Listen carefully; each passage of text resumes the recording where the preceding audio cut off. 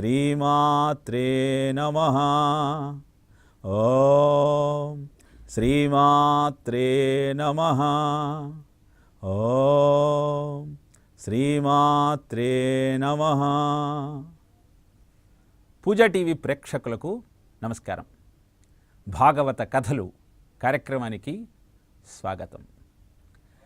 కపిల మహర్షి మాతృమూర్తి అయిన దేవహూతికి భక్తియోగ రహస్యాన్ని వివరిస్తూ ఉన్నాడు.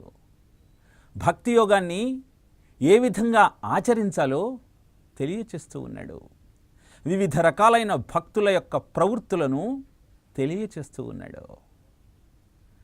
దేవతా రూపాలు ఇంద్రియములకు ప్రాధాన్యత వహిస్తాయని, దేవదేవుడే మనస్సుకు ప్రాధాన్యత వహిస్తాడని, అందుకే జీవుడు తన ఇంద్రియాలను మనస్సును వేద విహితమైన శాస్త్ర సమ్మతమైన కార్యక్రమాలలో నిమగ్నం చేసినట్టయితే అది అతని సూక్ష్మ శరీరాన్ని, భుజించిన ఆహారాన్ని జఠరాగ్ని దహించినట్టు నశింపచేస్తుందని తెలియచేశాడు.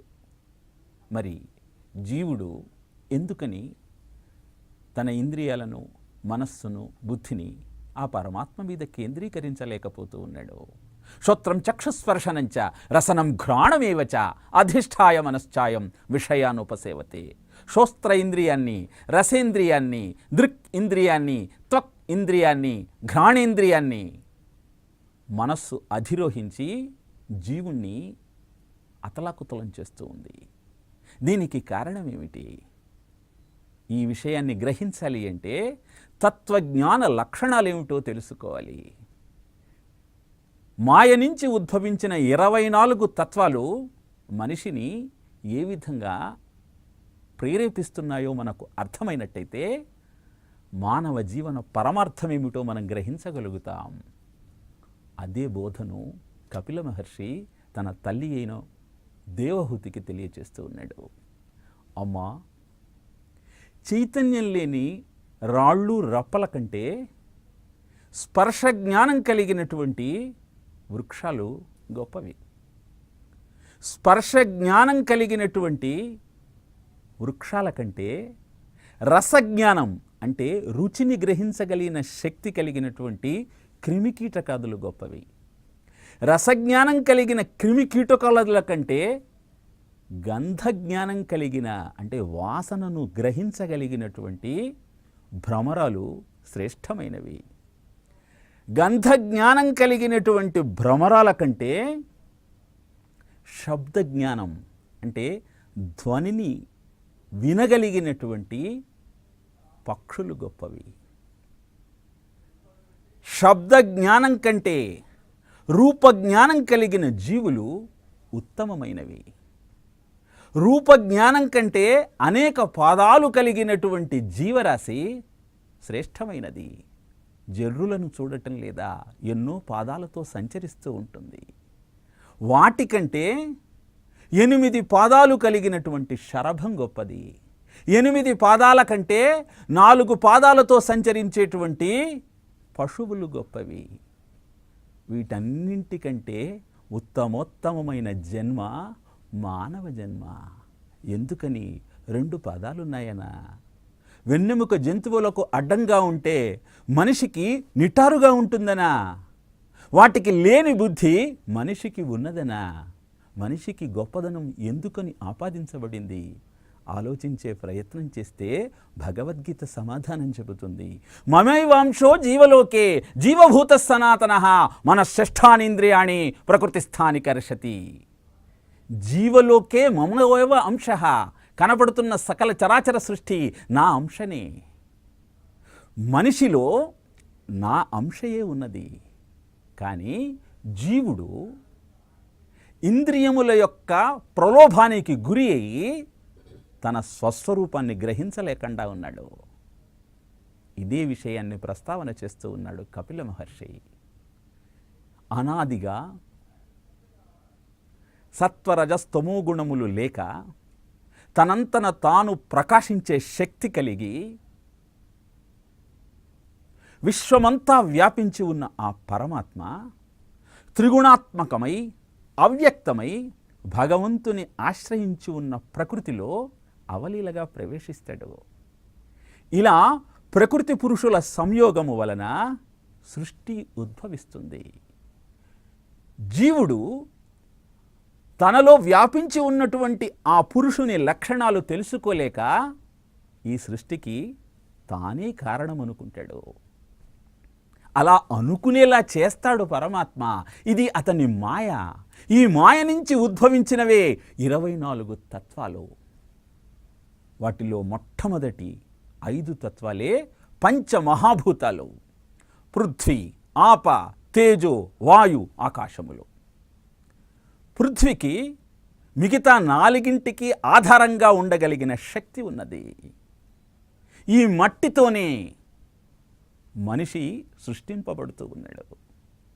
స్త్రీ పురుషుల రూపాలు వేరైనా కేవలం శరీరంలో కొన్ని చోట్ల ఆకారంలో మార్పు తప్పితే సృష్టి అంతా ఒక్కటే. ఈ పృథ్వీ కారణంగా ఆకాశం ముక్కలు ముక్కలుగా గోచరిస్తూ ఉంది. కుండలో ఉన్నప్పుడు ఘటాకాశం, బయటికి వస్తే అనంతాకాశం. ఆపహ నీరు, నీటికి దాహాన్ని తీర్చగలిగి తడిని అందించగలిగి చల్లదనాన్ని ఇచ్చే శక్తి ఉన్నది. తేజః అంటే అగ్ని, దానికి ఆకలిని కలిగించి దగ్ధం చేసే శక్తి ఉన్నది. వాయువుకు అంతటా వ్యాపించి ప్రభంజనాలాగా బీభత్సాన్ని సృష్టించే శక్తి ఉన్నది. ఇలా ఈ పంచమహాభూతాలకు ప్రత్యేకమైన లక్షణాలున్నాయి. ఒకదాని మీద ఒకటి ఆధారపడుతూ ఉంటాయి. ఈ పిండాండంలో ఈ 5 తత్వాలు ఉన్నాయి. బ్రహ్మాండంలో ఉన్న పంచభూతాలే పిండాండంలో కూడా ఉన్నాయి. మరి పిండాండానికి బ్రహ్మాండానికి అనుసంధానం ఎలా జరుగుతూ ఉంది తెలుసుకుందాం. ఈ పిండాండంలో ఇంకొక 5 కర్మేంద్రియాలు ఉన్నాయి. ఏమిటి ఆ 5? కాళ్ళు, చేతులు, నోరు, మలద్వారము, మూత్రద్వారము. ఈ 5 కర్మేంద్రియాలు. ఇవి తమంతట తాము ఏమీ చెయ్యలేవు. జ్ఞానేంద్రియము మీద ఆధారపడి ఉంటాయి. ఏమిటి ఆ 5 జ్ఞానేంద్రియాలు? కన్ను, ముక్కు, చెవి, నాలుక, చర్మము. ఇప్పటికీ మొత్తం 15 అయ్యాయి. పంచమహాభూతాలకు 5 సహజ లక్షణాలుంటే ఇంకొక 5 ప్రత్యేకమైనటువంటి ధర్మాలను పెట్టాడు పరమాత్మ. వాటిని తన్మాత్రలు అంటారు. పృథ్వీకి గంధం అంటే వాసననిచ్చాడు. అందుకే తొలకరి జల్లు భూమిపై పడగానే అద్భుతమైన మట్టి వాసన నిన్ను ముగ్ధుణ్ణి చేస్తుంది. భూమికి గంధం అనే తన్మాత్రనిచ్చి పిండాండంలో దాన్ని గ్రహించే కేంద్రంగా ముక్కును పెట్టాడు పరమాత్మ. అదేవిధంగా నీటికి రుచి అనే తన్మాత్రనిచ్చి నాలుకను నీకమర్చాడు. శబ్ద జ్ఞానాన్ని ఆకాశానికిచ్చి దాన్ని గ్రహించటానికి చెవిని నీకమర్చాడు. పృథ్వీ, ఆపహ, తేజస్సు, అగ్నికి రూపమనే తన్మాత్రనిచ్చి దాన్ని గ్రహించే శక్తిని నీ కంటికిచ్చాడు. వాయువుకు స్పర్శ అనే తన్మాత్రనిచ్చి దాన్ని గ్రహించటానికి నీకు చర్మాన్నిచ్చాడు. అద్భుతమైన ఈ తన్మాత్రల ద్వారా పిండాండానికి బ్రహ్మాండానికి అనుసంధానం చేశాడు పరమాత్మ. ఇలా చేయటం వల్ల బ్రహ్మాండమంతా ఉన్నటువంటి విషయ భోగాలలో జీవుడు చిక్కుకుపోయి తనలో ఉన్న పరమాత్మను గ్రహించలేకుండా ఉన్నాడు. పరాంచకాని వ్యత్రన తస్మాన్ పరాన్న పశ్యతి అంతరాత్మన్. భగవంతుడి గురించి ఎక్కడెక్కడో వెతుకుతూ ఉన్నాడు, కానీ తానే భగవత్ స్వరూపం అన్నటువంటి జ్ఞానాన్ని మరిచిపోతూ ఉన్నాడు. ఈ విషయాన్ని మనం గ్రహించగలిగినట్టయితే పిండాండానికి బ్రహ్మాండానికి అనుసంధానం చేసేటువంటి శ్వాస మనకు ఉత్కృష్టమైనది.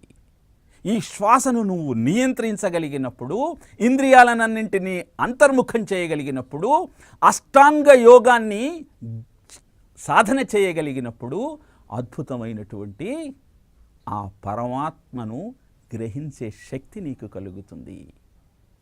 యావత్ పవనో నివసతి దేహే తావత్ పృచ్ఛతి కుశలం గేహే గతవతి వాయౌ దేహపాయే భార్యా బిభ్యతి తస్మిన్ దేహే అంటాడు శంకరుడు మోహముద్గరంలో.